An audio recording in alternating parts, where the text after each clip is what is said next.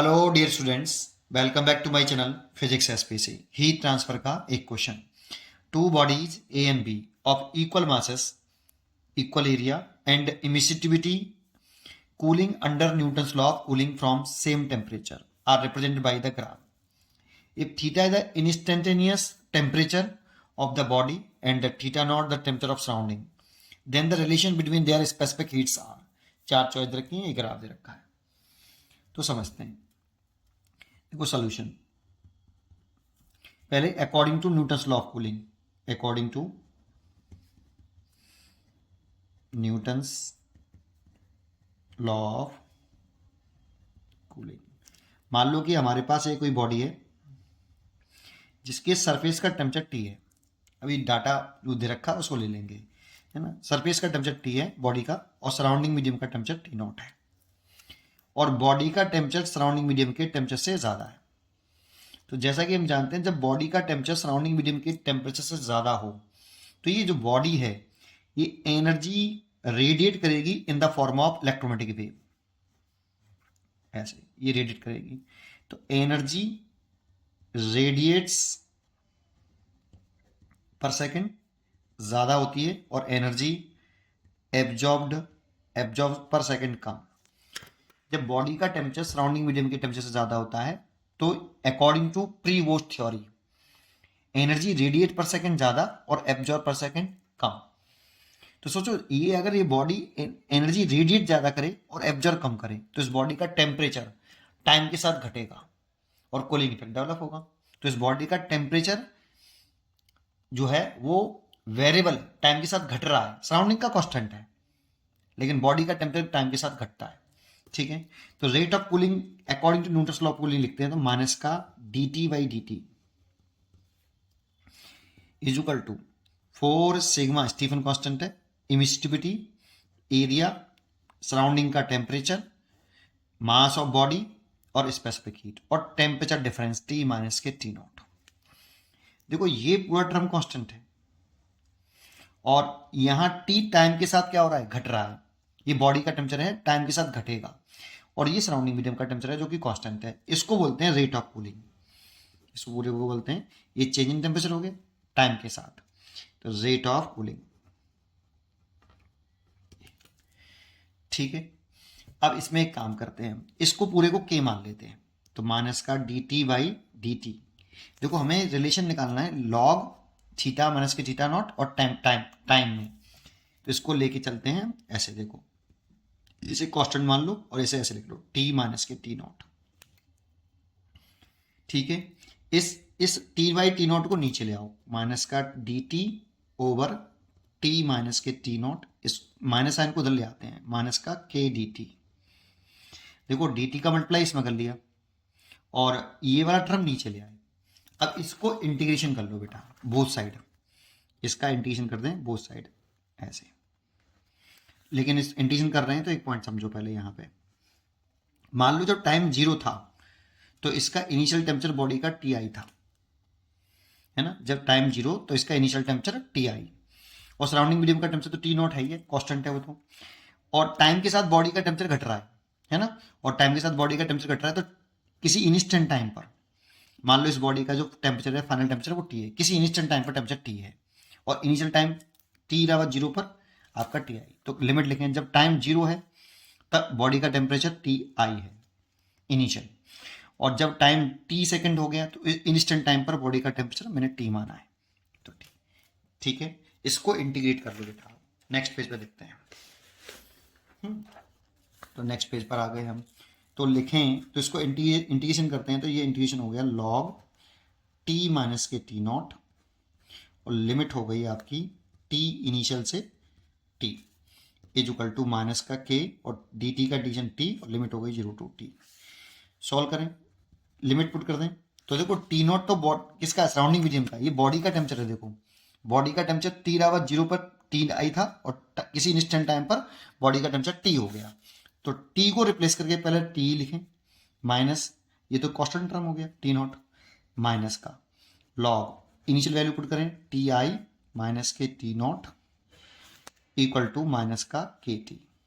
ये इस टर्म को उधर ले जाओ बेटा, लॉग टी माइनस के टी नॉट बराबर माइनस का के टी और प्लस का लॉग टी आई माइनस के टी नॉट। ये देखो, ये इक्वेशन ऑफ स्ट्रेट लाइन हो गई, ये इक्वेशन ऑफ स्ट्रेट लाइन हो गई y बराबर एम एक्स प्लस सी। तो इसमें जो स्लोप है वो नेगेटिव है ना, स्लोप नेगेटिव है और स्ट्रेट लाइन की इक्वेशन है, तो ग्राफ स्ट्रेट लाइन का आएगा। तो कैसे ग्राफ बनेगा देखो बेटा, अब यहाँ पे पॉइंट मैं पहले क्लियर कर देता हूँ। सराउंडिंग मीडियम का जो टेम्परेचर है ना रखा है यहाँ पे थीटा नॉट है, मतलब टी नॉट की जगह पे तो क्या है थीटा नॉट। और किसी इंस्टेंट टाइम पर, जब किसी इंस्टेंट टाइम पर बॉडी का टेम्परेचर टी माना था वो थीटा है यहाँ पे किसी इंस्टेंट टाइम पर बोला है। देखो theta is the instantaneous temperature of the body, ठीक है।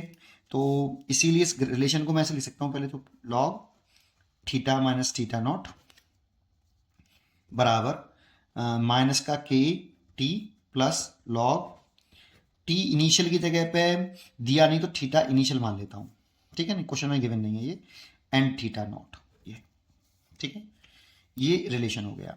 तो देखो अगर मैं इसमें ग्राफ बना रहा हूँ, मैं यहाँ पर किसकी, यहाँ क्या लिख रहा हूँ y की जगह पे लिख रहा हूँ मैं ये, दैट मीन्स y बराबर एम एक्स, ये माइनस का के टी है, एम एक्स प्लस सी। तो मैं यहाँ पे y की जगह पे लिख रहा हूँ log theta minus theta not और यहाँ मैं लिख रहा हूँ टाइम।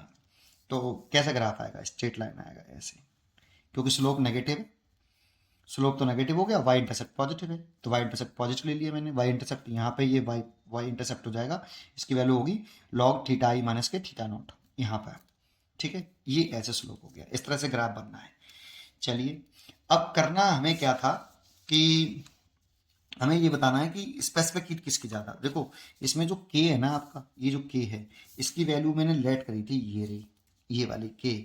तो मैं इसको अभी एक काम करता हूँ, डिफरेंशिएशन कर लेता हूँ, इसको डिफरेंशिएशन कर दें तो क्या लिख सकते हैं डी, इसको डिफरेंशिएशन कर रहा हूँ विद रेस्पेक्ट टू टी, तो डी लॉग थीटा माइनस के theta nought over D T is equal to, इसको करें तो माइनस का के डी टी का इंटीग्रेशन डिफरेंशिएशन हो जाएगा 1 और ये कांस्टेंट टर्म है तो इसका हो जाएगा 0, ठीक है। तो ये डिफरेंशिएशन करने पर आया और के की वैल्यू कितनी है यहाँ पे डी लॉग थीटा माइनस के theta nought over D T is equal to K, आपका मैंने किसकी जगह पे लिखा देखो, ये के लिखा मैंने इसकी जगह पे, दिख रहा है के, ये रहा।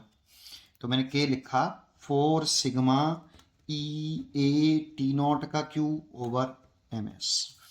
जानते हो इस ग्राफ का ये क्या चीज़ है, इस ग्राफ का ये स्लोप है। अगर एक छोटा सा सेगमेंट देख लेंगे तो ये स्लोप आएगा बेटा, ये क्या चीज़ है स्लोप, इस ग्राफ का log theta minus theta nought T में ये स्लोप हो गया, slope tan theta is equal to, ये देखो ये सारा टर्म कांस्टेंट मान लें, स्पेसिफिक हीट के साथ देख रहे हैं तो 1/s प्रोपोर्शनल टू, यस इस तरह से रिलेशन आ गया, ठीक है। अब हमें इसमें समझना क्या है कि किसकी स्पेसिफिक हीट ज़्यादा है ये पूछना है, तो किसका स्लोप ज़्यादा है ये देखना होगा।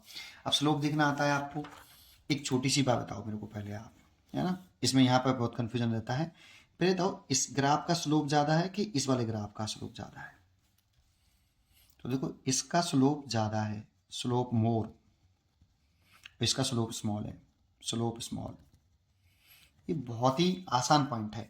जैसे अगर चढ़ाई की बात करें, ढलान, स्लोप का मतलब होता है ढलान। आपको अगर मैं चढ़ाई की बात कर रहा हूँ, जैसे हम वैष्णो देवी जाते हैं तो उसमें आप ऐसी चढ़ाई दे दी जाए तो इस पर आसानी चढ़ सकते हो, या ऐसी चढ़ाई दे दी जाए तो इस पर आसानी चढ़ सकते हो। ये चढ़ाई ज़्यादा हो गई बेटा, इसका स्लोप ज़्यादा हो गया, इसका स्लोप कम है, तो इसमें स्लोप इसका मोर है, इसका स्लोप स्मॉल है, ऐसे समझ लो। स्लोप का मतलब यही होता है भाई, है ना, कांस्टेंट स्लोप होगा तो स्ट्रेट लाइन आएगी, है ना। अच्छा दूसरी बात, अगर इसमें मैं तुमसे पूछ लूँ किसका स्लोप ज़्यादा बताओ, अब बता सकते हो ए का ज़्यादा या बी का। तो देखो ये स्लांटिंग कम है, ये स्लांटिंग ज़्यादा है बेटा, ये ज़्यादा स्लांटिंग हो गया है ना। तो इसका स्लोप कैसा है बताओ, कम, स्मॉल, और इसका स्लोप लार्ज। बस इतना सा पॉइंट है, बस खत्म हो गया। अब जरा चेक कर लेते हैं इसमें से, इसमें अगर आप देखोगे तो इसका स्लोप ज़्यादा है या ए का स्लोप ज़्यादा है या बी का, ये बताइए, देख के बताइए। एक पॉइंट पे देख लो, किसी भी पॉइंट पे देख लो यार, साफ दिख रहा है कि इस ये ज़्यादा स्लांट है और ये कम स्लांट है। कैसे कैसे बढ़ा लें आगे, तो इसका स्लोप कम है ए का, बी का स्लोप ज़्यादा है, तो बी का स्लोप मोर है और ए का स्लोप स्मॉल है, स्मॉल है ना। और जिसका स्लोप ज्यादा, स्लोप किसका ज्यादा, बी का ज्यादा, तो स्लोप जो है बी का ज्यादा है, स्लोप ए से, दिख गया ग्राफ में। और स्लोप ज्यादा तो स्पेसिफिक बी की कम और ए की ज्यादा, ये इनवर्स रिलेशन है। स्लोप ज्यादा होगा तो स्पेसिफिक हीट कम होगी, स्लोप कम होगा तो स्पेसिफिक हीट ज्यादा होगी। तो इसलिए ए का ज्यादा है और बी का कम, इसलिए चॉइस देखें तो B choice is correct, B choice is correct. उम्मीद करता हूं कि आपको ये रूल्स कुछ समझ में आया होगा। पढ़ते रहिए और खुश रहिए। Thank you.